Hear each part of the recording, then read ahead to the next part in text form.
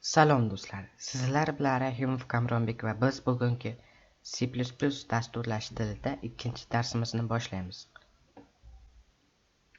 Do'stlar, biz bugungi darsimizda ma'lumotlarni ekranga chiqarish mavzusini davom ettiramiz.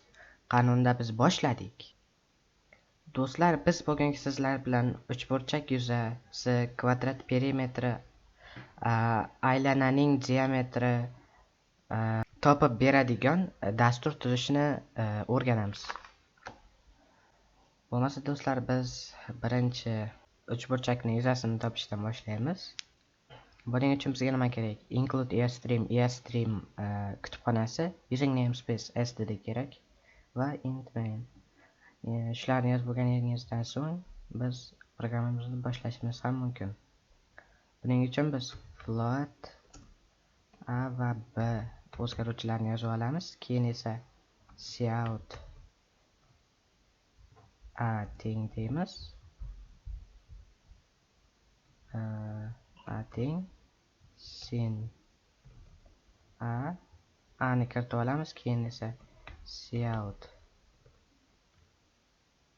b teng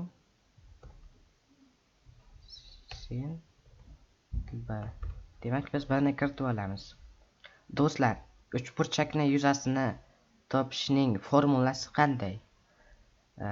Uchburchakning yuzasini formulasi mana bunday bo'ladi.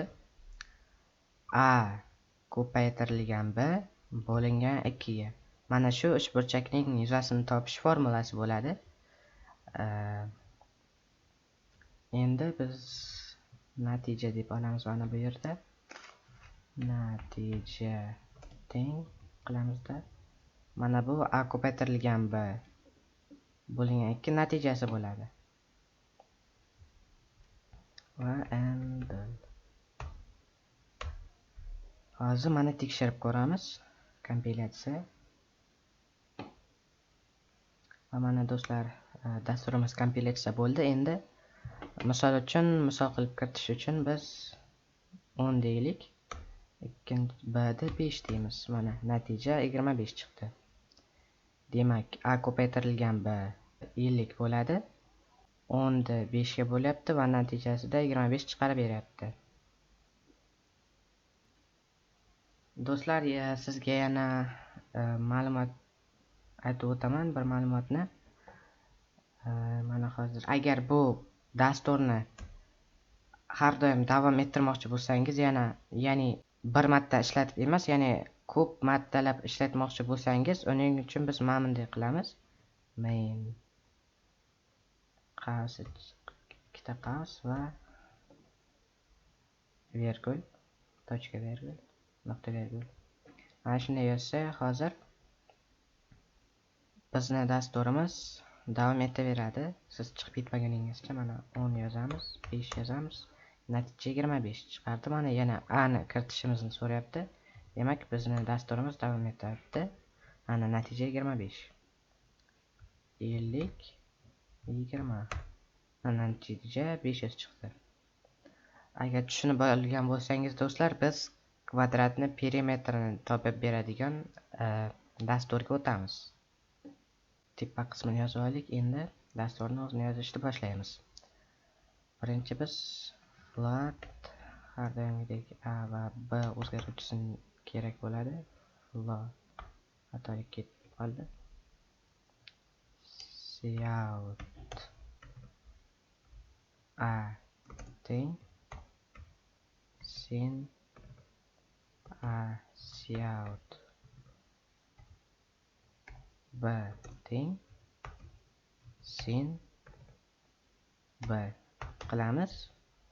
Endi kvadratning perimetrini topishni formulasi bu a qo'shilgan b ko'paytirilgan 2. Shu kvadratni perimetrini topishni formulasi bo'ladi.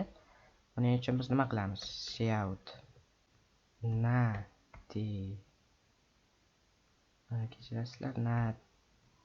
natija va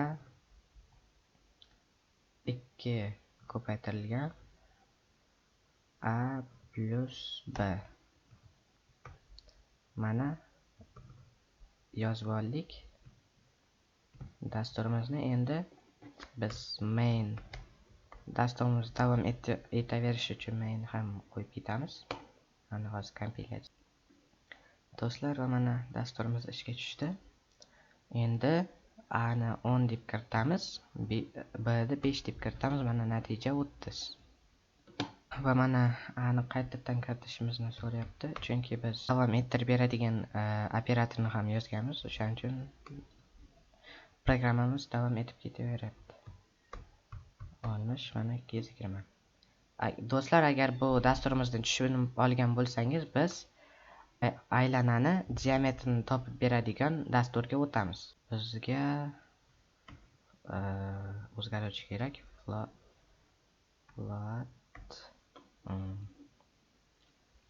Float r deb olamiz, chunki diametrini topish uchun bizga radius kerak bo'ladi. Keyin esa shout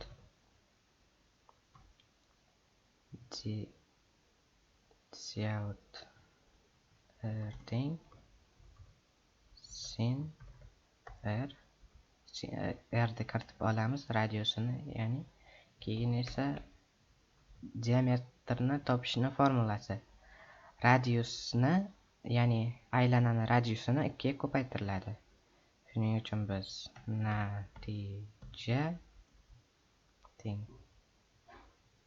natija teng r ko'paytirilgan 2, ya'ni radiusini 2 ga ko'paytirib beryapti. Va main dasturimiz har doim davom etishi uchun mana kompilyatsiya berdi. Mana dasturimiz kompilyatsiya bo'ldi. Endi yozamiz. Radius 5, mana natija diametr, demak 10 ga teng ekan. 5 ni 2 ga ko'paytiryapti, 10 bo'ladi, demak to'g'ri. Endi 100 deymiz.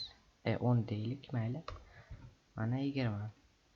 Endi 100, 200. Demak dasturimiz ishlayapti.